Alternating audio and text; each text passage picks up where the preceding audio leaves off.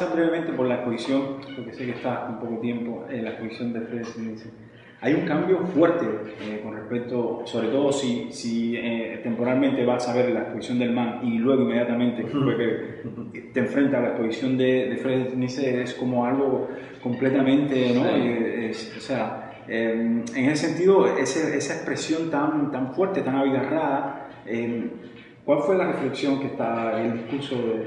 Pues bueno, tiene una conexión desde luego con tu obra, pero se nota que estás desbordado en cuanto a expresión, no hay una... La idea fue más que todo, me empezó yendo frecuentemente a Santo Domingo, y lo explico un poco en el catálogo. Entonces empezó más que todo por una discusión personal con un amigo mío, y él me decía, lo puedes leer después del texto, sí, que de alguna manera para Santo Domingo no resultaba un lugar interesante culturalmente por una ausencia de un drama nacional que fuera susceptible de ser usado para algo artístico. En este caso que he hecho, aunque es una práctica de campo, es hablar de una especie de submundo, ni siquiera subcultura, un submundo que está al margen y tú acudes a él o ese mundo acude a ti, o de alguna manera te puede tocar en un momento de rebote.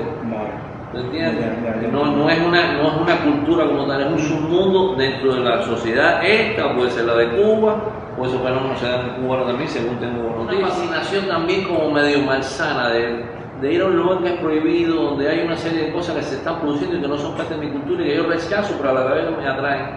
¿Tú entiendes? Entonces toda esa cosa del orientalismo, de la influencia del orientalismo y el realismo de las mujeres y todo ese tipo de cosas, está ahí. Aunque nadie me lo ha mencionado, pero para esa percepción, ¿no? Hay mucha referencia a Gustavo Doré, a Belí, a 20 gente de lo que se llamaron los orientalistas famosos franceses. Sí, que eran como mismo está la literatura esta que le llaman de provincia, que precisamente eran... Que el único que hizo ese traspaso del tema, pero con la forma, fue Gauguin. Sí, Gauguin, siendo un postimpresionista, se fue también a un lugar exótico y cayó en la fascinación por esa mujer exótica que es el lugar. ¿Dónde estabas tú? Hay un recorrido larguísimo sobre tu obra y había algunas cosas que me llamaban la atención. Por ejemplo, ¿qué crees que le aportaba el hecho de poner estas piezas tuyas dentro de la guerra? Yo vivo rodeado de esos objetos, te das cuenta que son de alguna manera fragmentos de los viajes míos a esos lugares. Y son cosas con las que yo vivo todo el día, como esto aquí en el estudio, por ejemplo, estas máscaras, esos objetos, son cosas que yo traigo de esos viajes. Y es parte del, digamos, material de... A mí me interesan también los contenidos de esto y el saber, o por lo menos saber lo más posible de para qué se produjeron. Claro. Entonces ellos le llamaron a esas partes de la exposición momentos. Pusieron como unos momentos intercalados en la exposición. Había un altar afrocubano, había una colección de cosas del norte de México, había una colección de objetos de los American Indians y al final había una colección de objetos africanos, todo eso conseguido por mí, mayormente en el field, ¿no? En el lugar. O sea, lo conseguiste como un diálogo dentro de tu propia obra. Claro, para de alguna manera la gente pudiera establecer por sí sola una relación de similaridad, te das cuenta, y ver de dónde... Me pareció que en algún momento podía causarle a la sobra quizás... el problema es que a mí es contrario. A mí me parece buenísimo, sí, mezclar esas dos áreas, un área etnográfica, antropológica, con arte contemporáneo en general, eso no se ve mucho. Eso no se ve mucho. Y otro tema, por ejemplo, religiones populares o religiones ancestrales mezcladas con arte contemporáneo tampoco es muy común de ver. O sea, que fue una intención también tuya en ese sentido. Bueno, yo no tengo decisión sobre esa exposición. La exposición es sobre mí, pero en la exposición la curaron dos señoras, Judith Bethlehem y Janet Berger, que de hecho a mí no me dejaron meter mucho la mano, ¿te das cuenta? Así todo yo di mi criterio y dije, bueno, me parece bien, los objetos me los pidieron a mí, estaban en mi casa. Claro. Y sí, era una especie como de enseñar un poco la privacidad mía en el lugar relacionado con el resultado de mi trabajo, que eran las obras. Pero hay gente que no le gusta mezclar esas áreas. A mí sí me parece que sí deben relacionarse, porque a veces me parece que el arte contemporáneo está demasiado descafeinado de relaciones con las cosas, ¿te das cuenta? Entonces es como una especie de entelequia que no se posan en la realidad. Y para mí eso es una realidad actuante, por lo menos a mí me La interesa. instalación ha ido retirándose un poco de tu trabajo, ¿puede ser eso No. una sensación? No, lo que pasa es que últimamente he estado pintando, ¿no? Y ahí, de hecho, había una instalación nueva y otra que era Sí. una recreación de una instalación que yo hice en Cuba, incluso en los 80, en el año 89, que era la de los dos La perfiles. exposición del mar la veo como una exposición ya, como decirte, como si fuese una especie de consagración, ¿no? Como si fuese una especie de... ¿Tú cómo te ves en ese sentido, ¿no? Que siempre has estado haciendo trabajo de campo, que siempre has estado pues eso, en este tipo de... que no es muy común en el arte contemporáneo de ese trabajo de campo de los artistas, ¿no? Normalmente pues están en su estudio. Y una exposición como esta, en la que ya hasta cierto punto te encumbra, ¿cómo tú lo ves desde el punto de vista de tu acción como artista? Bueno, a mí me gusta, lo que pasa es que el proceso fue penosísimo, porque eso se tomó 4 años. Y llegó unos momentos que ya estaba hasta arrepentido de hacerlo, la verdad, porque es como, en este caso, el objeto observado soy yo. Ya. Y estas señoras estaban todo el tiempo preguntándome hasta el más mínimo detalle de por qué yo hice esto y dónde lo saqué y que me acordara la fecha. Y hay cosas que yo no llevo esa especie de archivo personal mío, ¿te das cuenta? Yo voy a los lugares y sé más o menos por qué fui y cuáles son los objetivos de estar allí y de volver a ir al lugar, pero ellas son las que sistematizaron eso y lo presentaron en una tesis, una hablando de las cosas de la influencia africana o afrocubana y la otra hablando de la influencia indígena.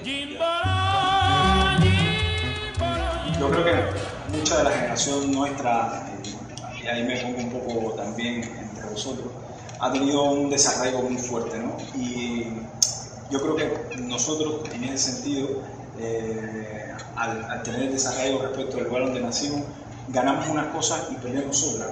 Dentro de la obra tuya, esa percepción acerca del desarraigo, tú la has trabajado. Sí, yo lo he solucionado a mi manera, ¿te das cuenta? En el sentido de que, por supuesto, ya uno no está en el país de uno, en Cuba. Entonces, como yo lo veo, porque yo salí más o menos en la misma época, salieron mucha gente de mi generación y he visto distintas soluciones a esa situación dramática, de alguna manera. Sí, es dramática, claro. Como yo lo vi, yo me di cuenta que había muchas realidades riquísimas que tratar, que tenían una sintonía, una frecuencia de sintonía semejante a lo que yo venía planteando dentro de Cuba y me empecé a adentrar en esas cosas cuando estuve en México, cuando empecé a vivir en los Estados Unidos, cuando pude volver a África. Entonces empecé a encontrar sustitutos de esas motivaciones que yo tenía en mi país. Y yo creo que hasta ahora me ha salido bastante bien. Hay gente que se han trabajado porque han tratado de establecer el mismo discurso que yo hacía en Cuba, desde fuera. Y la gente sencillamente no le interesa. Claro. ¿Entiendes? Bueno, es una cosa que le interesa más si lo hace desde Cuba, Sí, que es lo que está pasando ahora. Si lo hace El desde interés que hay con el arte cubano, y de alguna manera los artistas que viven en Cuba se han dado cuenta de eso, que si ellos se despegan de ahí, a lo mejor perderían el foco de interés sobre ellos. Entonces se mantienen ahí, no pienso ni siquiera por razones políticas, sino por una situación de que les conviene más práctica, de decir, bueno, yo lo hago desde aquí, qué sé yo. Entonces, los que estamos fuera, como digo yo, navegamos, no tenemos patente de corso como tienen los otros que entran y salen y navegan bajo pabellón nacional. Nosotros estamos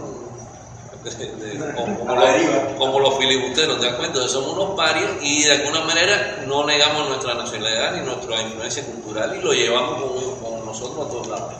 Pero es como una metodología de aproximación a las cosas. Entonces yo sé lo que yo estaba haciendo, aproximarme a estos lugares de una forma, digamos, sensible. Sí. Tratarme de compenetrar con las comunidades, gente que de alguna manera tienen como te digo, esa sintonía cultural semejante a lo que yo estoy buscando. Claro. Ese sincretismo parecido al de Cuba que se da en otros muchos lugares. Eso no es patrimonio cubano, ese sincretismo se da en todos lados. Y en México sobre todo, e incluso ahora mismo en África, porque África como tal, que es el continente paradigmático y el fusor de cultura, eso de alguna manera también ha recibido cambios y influencias. Entonces, ¿cómo la gente soluciona eso en esos lugares? A mí me ha motivado y trato de seguir yendo al mismo lugar y ver los cambios, no ir una sola vez, sino establecer un vínculo con una comunidad, ir a ese lugar. Muchos dicen, o hay quien dice que Miami puede ser la tumba para muchos artistas. ¿Qué piensas tú al respecto de eso? No, yo no lo creo. El problema es que en Miami, aquí hay muchos Miami. que hay muchos tipos en Miami, depende de donde tú te decidas meter o meter y no salir. ¿Te das cuenta? Está en Miami el cubaneo, está el Little Haiti, Liberty City o Miami Beach, que es lo que mucha gente se imagina que es Miami. ¿Te das cuenta? Los lugares hedonistas por excelencia, donde todo el mundo es perfecto y bonito y es la playa y la discoteca y todo ese tipo de cosas. Entonces no es ni una cosa ni la otra, son distintas áreas. Y depende si tú sabes, digamos, analizar ese fenómeno así. Para mí Miami es un lugar de vivir. Yo lo uso como una especie de headquarter, un cuartel donde yo vengo a producir mi trabajo. A mí personalmente no me interesa mucho a nivel cultural. Trabajo desde aquí, pero trabajo en base a lo que yo recibo de otro lado. Porque por ese lado sigue siendo bastante pacato a nivel de cultural. Intelectual. Lo que mejor está pasando aquí es, todo el mundo lo sabe, dejar base. Pero eso no quiere decir que deje todavía no está claro qué tipo de aporte cultural está dejando. Aquí lo que está dando siempre la gente habla como cuando se estrena una película de Batman, cuántos millones dejó, pero nadie dice que la película era buena. La película puede ser una mierda, hablando en cubano. Unos efectos especiales, carajo, no, la primera semana hizo 50 millones, pero ¿era buena o no era buena? Entonces, a base lo mismo. Oye, qué fiesta metió al Nexo. ¿Y qué clase de inauguración? Y si tú ves las mujeres que fueron, y la noche que dice, pero ¿era buena o no era buena? ¿Qué pasa después? ¿Qué queda? Lo que queda es lo que se echaron en el bolsillo con una gente, porque otros no se echan nada. Hay otros que pagan un stand de $80,000 y no venden una raya. Y hay otros que lo venden todo. Entonces es una situación más bien comercial, que de alguna manera nos tocó de carambola. O la gente piensa que nos tiraron al base porque Miami es importante. La realidad de que al base esté aquí es porque se la trataron de vender a Chicago y a Chicago no quiso cogerla. Y Miami la cogió a despecho del otro. De rebote lo cogió porque los otros no lo quisieron. Entonces nos tocó, y yo pienso que pudiera dejar algún tipo de cosa cultural, pero todo se diluye en fiesta, en el oropel, en quién vino, quién no vino. La gente recuerda a veces las piezas que no son las mejores. En este país y en esta ciudad, entertainment, en términos americanos, y cultura, ¿me entiendes? Entertainment es Madonna, cultura es otra cosa, es Billie Holiday, ¿te das cuenta? Entonces, esas dos cosas no se pueden mezclar. Si las mezclas se te confunden, entonces ya tú entras a formar parte de ese mecanismo. Es un poco lo que pasa en la ciudad de Miami con respecto a la cultura que puede producir o que puede tener. Todavía esto está por ver, está mucho mejor de lo que estaba, de cuando llegué aquí en el 93. Ha mejorado muchísimo, pero todavía le falta mucho. Por ejemplo, tú puedes creer que aquí no hay un museo de arte latinoamericano o de arte cubano. Y una comunidad tan humilde que todo el mundo la tiene tirada hacia el abandono, como los haitianos. Tienen un centro cultural haitiano que hay que quitarse el sombrero. Los haitianos, tú ves que tú dices, coño, todo el mundo los ve como que llegan unos botes y que si tienen sida y que si están enfermos y que si el vudú y que si no sé qué, que vienen con no sé qué, que si cólera. Vaya al barrio haitiano y siéntese y entre a ver una fiesta comunal ahí de la comunidad haitiana en el Centro Cultural Haitiano. Vaya a ver una exposición. O lleva a su niña y métele en un workshop ahí en un aula a hacer cerámica o a hacer pintura. Nosotros no tenemos eso. Y hay una pila de generales y doctores que tienen todo el dinero del mundo y deciden coleccionar otra cosa o batirse. Entonces se trata de hacer una cosa en comunidad. Claro. Y no ya de cubano, podría ser un museo cubano. Todavía están discutiendo, desde que yo llegué aquí, están discutiendo que si el museo cubano. El museo cubano, ¿sabes lo que era? Una casa perdida en esa ahí por la pequeña Habana, que daba pena. Que cayó en disputa y al final tuvieron que cerrarla. Como no se pudieron poner de acuerdo, tuvieron que cerrarla. La colección pasó al Low Art Museum aquí de la Universidad de Miami. Ahora quieren volver a empezar otra vez. Y lo que están proyectando, mi hermano, yo no te quiero, ya esto empezó mal. Estaba mal, ahora está peor. La comunidad menos favorecida de minorías igual que nosotros tiene un museo cultural que no tenemos nosotros. O sea, que el momento es... O una sala de teatro y de actividades, de espectáculos y todo. Vaya, ¿para qué te cuento? O sea, que de momento el escenario cultural... O aprovechar, por ejemplo, o aprovechar no solo que realmente los cubanos son la comunidad más importante aquí de inmigrantes, que no solo sean cubanos, sean de latinoamericanos en general. Como puede ser el Museo del Barrio que tiene... A mí, mi idea sería convocar a una bienal latinoamericana aquí. Un poco el escenario artístico en un... Pero realmente, porque hasta ahora lo que la gente habla de cifras de dinero, que si fulano vende más, que si en la base el dealer está vendido todo, el otro de al lado no vendió nada y casi se ahoga en el baño. ¿Entiendes? Porque sí, porque son unas cantidades de dinero importantes. Tu suerte de $80,000 y no venden eso. Y el otro de al lado lo vendió todo. Sí, o vendió un cuadro, porque es un tipo que trae, pues son los dealers estos que traen arte mayor europeo, que a mí me encanta ir a las bases por eso, que tienen Giacometti, Miró, Kandinsky. Si ya vendió un Kandinsky, vendió un Giacometti, y el tipo hizo un pan para 2 años. Pues el tipo dice, ¿usted le interesa eso? Te dice, oh, de Giacometti es $2.5 million. Ya, si el tipo metió ese tablazo, ya la hizo, bueno, ya me voy para la casa, oye, ciérrame esto, me voy para... Siempre he visto, ¿no?, el escenario artístico de aquí como algo, poco se publica acerca del escenario artístico de Miami, en términos de escena, ¿no? Del mismo modo que, por ejemplo, sí se publica bastante de Madrid, mucho de Cuba, incluso de Nueva York también, pero de aquí hay un déficit importante sobre todo eso. Bueno, sí, eso se nota, por ejemplo... por ejemplo, cómo a nosotros, digamos, nos entristece ver cómo por aquí pasan miles de gente por rumbo a La Habana sin enterarse o sin quererse enterar de que aquí hay artistas cubanos también con tanta validez de las mismas generaciones o emparentados, o uno un poco más viejo, un poco más joven, que lo que está pasando es. Entonces la gente pasa por aquí, es un lugar como de tránsito, donde aquí somos una especie de pares, no somos esquimales, no somos cubanos, no somos americanos, cualquier cosa, una cosa. En pocos casos, aquí se han presentado gente como el señor ¿cómo se llama? ¿Cómo se llama el señor que hizo la exposición aquí en el Lobo?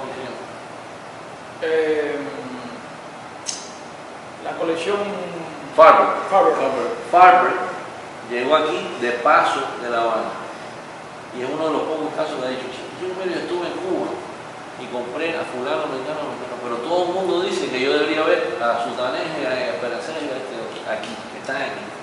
Y eso tomó el trabajo hacer eso y hacer una colección más completa. Porque el problema es que lo que pasa con Cuba, que la gente que va a Cuba siempre va con una idea de descubrimiento. Pero una colonial también un poco. Descubrimiento pero naif, de que ellos piensan que cuando ellos llegan a Cuba es territorio virgen y no hay un pasado, no hay nada anterior. Ellos llegan y esto es lo que hay. Entonces, sin conocer que hubo antes, empiezan a adquirir, entonces es una cosa un poco desordenada. Este señor se tomó ese trabajo, vino, me dijeron, aquí me dijeron que tengo que ver a fulano, a ti, al otro, y han sido 2 o 3, no más que eso. Por eso ya no ha habido un interés. No. Sí, pero eso es interesante si tú quieres hacer una idea de grupo de lo que es la producción cultural de un país, o de distintas etapas de un artista, porque eso es otra cosa. La gente colecciona como postalistas, ¿entiendes? De llenar el álbum del zorro, como digo yo. Me falta el 75, tú tienes 75, te lo cambio por 2, 10.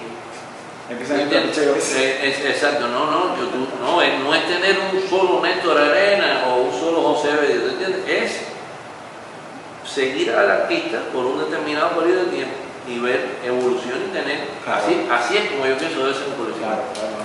Humildemente, así es como yo pienso debe ser. Si te interesa un artista, es ver todo un periodo de desarrollo de una persona y no es ser resumo un cuadro, no es tener una postalina donde yo vengo a poner la ya lo llené. Lo que tenemos que hacer es pintar y olvidarnos lo demás. Lo demás está en manos de la providencia.